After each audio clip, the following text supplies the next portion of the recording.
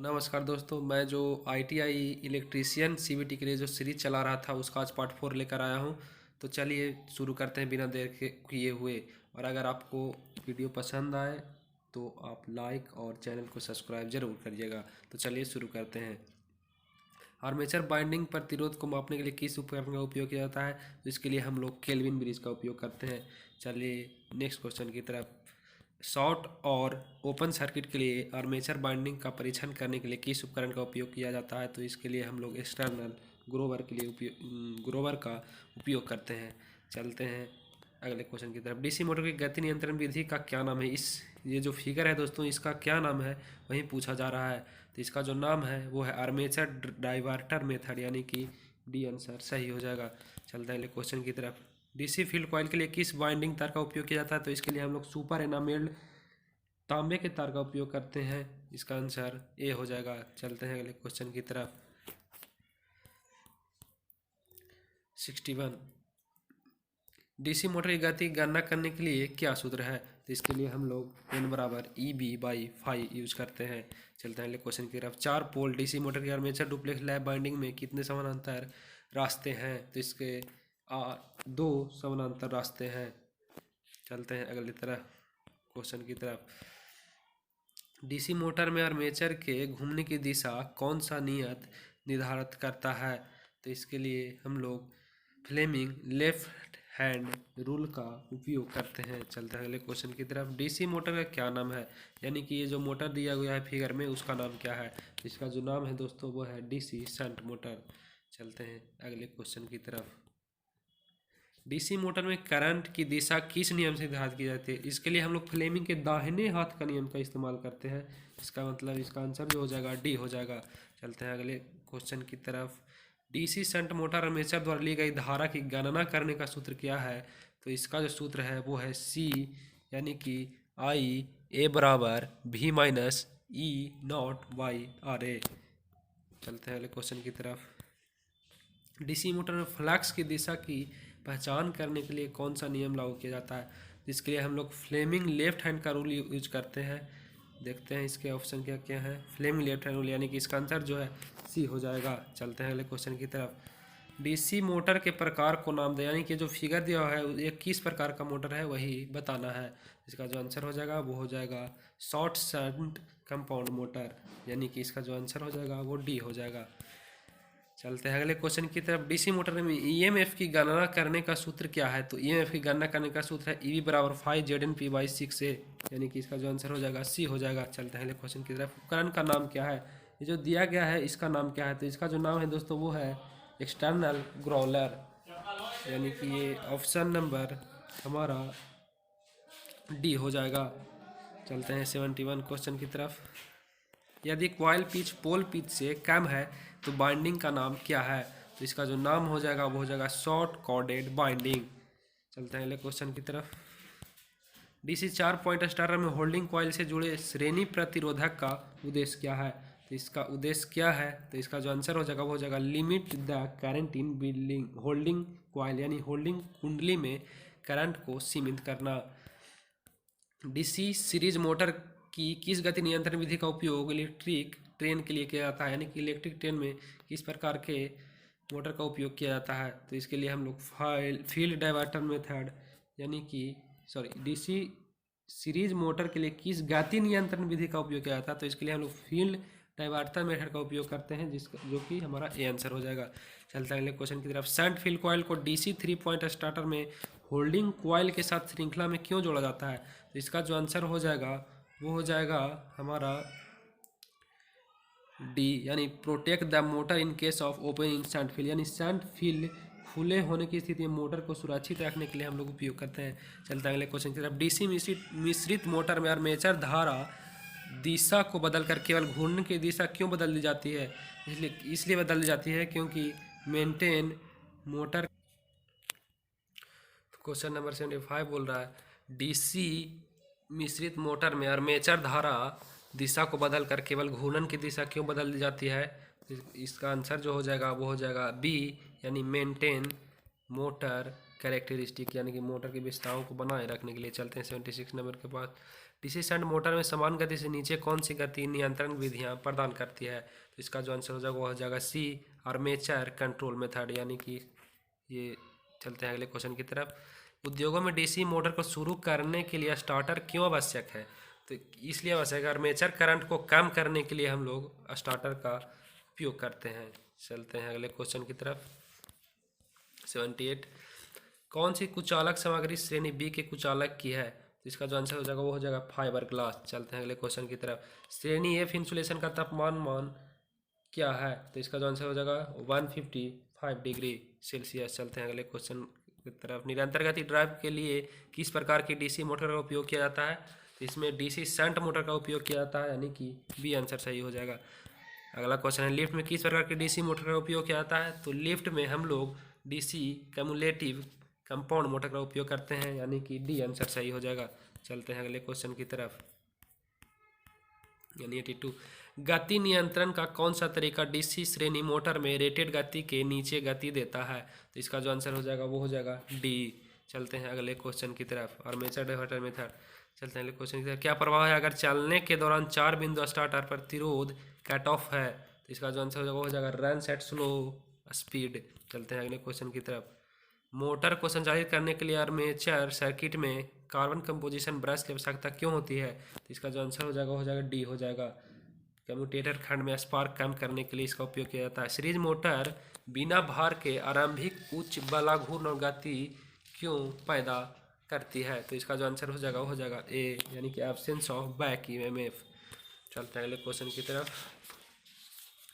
Differential compound motor में शुरू करने के समय श्रेणी क्षेत्र को लघुपतित क्यों किया जाता है? इसका जो आंसर हो जाएगा डी, रोटेशन की उचित दिशा बनाए रखने के लिए। चलते हैं अगले क्वेश्चन की तरफ। आर्मेचर को संतुलित करने का सबसे प्रभावी तरीका कौन सा है? तो डायनामिक बैलेंसिंग, यानी कि गतिशील संतुलन, यानी कि जो आंसर हो जाएगा वो हो जाएगा बी हो जाएगा। चलते हैं अगले क्वेश्चन की तरफ। डीसी स्टार्टर्स के प्रतिरोध को शुरू करने के लिए किस सामग्री का उपयोग किया जाता है? तो इसके लिए हम लोग यूरेका का उपयोग करते हैं। चलते हैं अगले क्वेश्चन की तरफ। किस डीसी कंपाउंड मोटर को अलग अलग लोड पर नियत गति से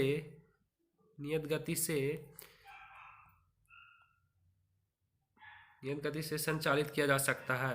तो इसका जो ऑप्शन है वो है डिफरेंशियल लॉन्ग शंट, संचाई लंबे शंट, विभेदक लघु शंट और संचाई लघु शंट। इसका जो आंसर हो जाएगा कैमुलेटिव लॉन्ग शंट, यानी कि बी। चलते हैं अगले क्वेश्चन की तरफ।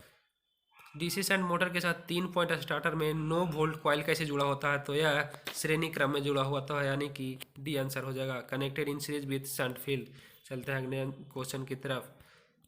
किस प्रकार के आर्मेचर बाइंडिंग का चित्रण किया गया है? कि ये जो बाइंडिंग का जो फिगर है ये पूछ रहा है कि किस प्रकार का है? तो ये जो है डुप्लेक्स लैप बाइंडिंग है। चलते हैं अगले क्वेश्चन की तरफ।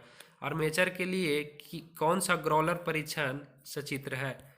आर्मेचर के लिए कौन सा ग्रोलर परीक्षण सचित्र है, यानी कि जो चित्र में दिया गया है कौन सा है? तो ये जो है ओपन कॉइल टेस्ट है।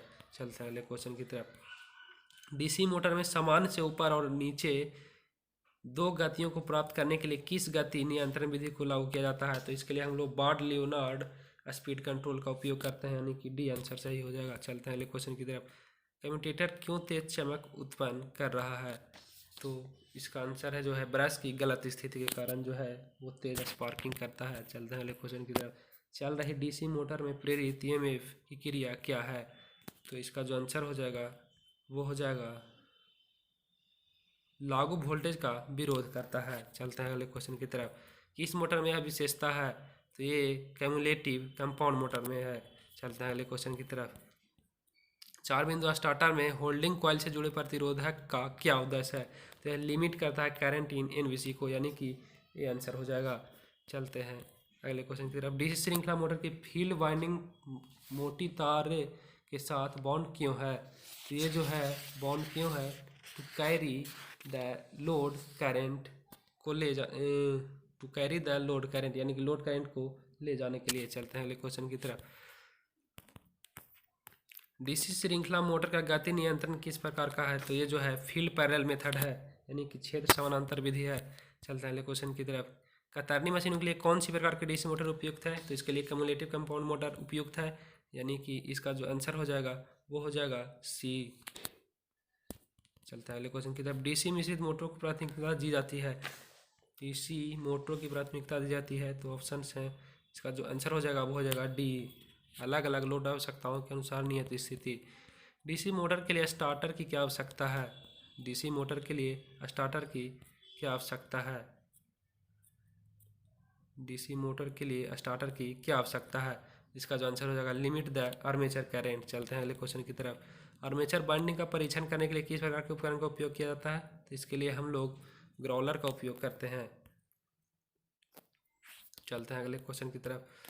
3 पॉइंट स्टार्टर के होल्डिंग कॉइल को शंट फील्ड के साथ श्रृंखला में क्यों जोड़ा जाता है, तो ये उच्च गति से मोटर की रक्षा के लिए जोड़ा जाता है, यानी कि इसका जो आंसर हो जाएगा वो डी हो जाएगा। चलते हैं अगले क्वेश्चन की तरफ। किसी यौगिक मोटर की विशेषताओं के बिना बदले DOR बदलने के लिए सबसे अच्छी विधि क्या है, तो यह है चेंज आर्मेचर करंट डायरेक्शन, यानी कि ए आंसर हो जाएगा इसका। चलते हैं अगले क्वेश्चन की तरफ। 3 बिंदु स्टार्टर में छेद के साथ श्रृंखला में जुड़े NVC का उद्देश्य क्या है, तो NVC है जो टू प्रेजेंट इंक्लिनेशन यानी गति में वृद्धि को रोकने के लिए लगाया जाता है। चलते हैं अगले क्वेश्चन की तरफ।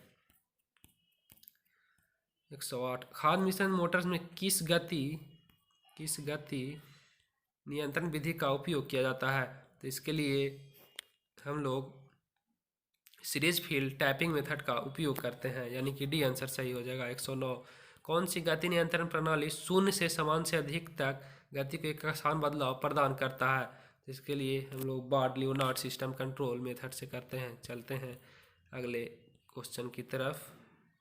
What is the purpose of taps in binding, यानी बाइंडिंग में टेप का उद्देश्य क्या है, तो इसके कंडक्टर को लपेटने के लिए उपयोग किया जाता है, जो कि सी आंसर है।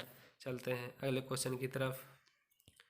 किस प्रकार के डीसी आर्मेचर फ्रेंच पिच यानी YF पीछे की पिच YB से अधिक है, तो इसका जो आंसर हो जाएगा वो हो जाएगा रेट्रोग्रेसिव बाइंडिंग, यानी कि डी आंसर। चलते हैं अगले क्वेश्चन की तरफ।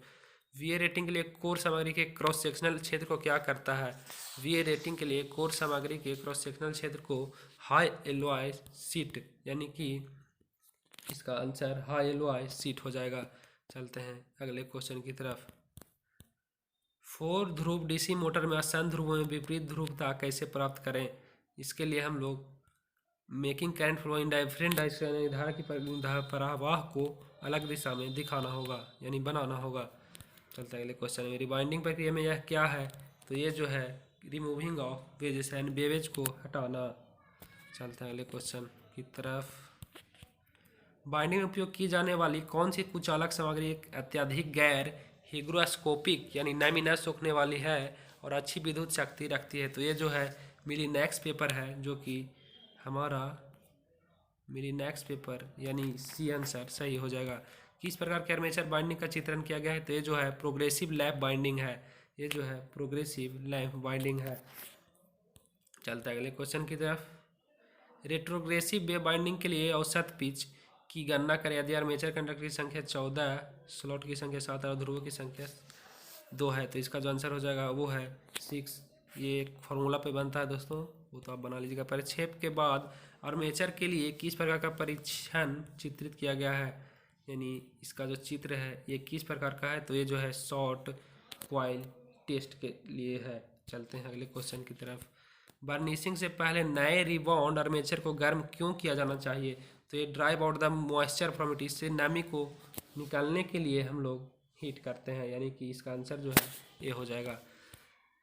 अगला, डीसी कंपाउंड मोटर के घूर्णन की दिशा कैसे बदली जाती है, तो इसे आर्मेचर धारा की दिशा बदलकर हम लोग उसकी घूर्णन गति चेंज कर सकते हैं, यानी कि इसका जो है ये आंसर हो जाएगा।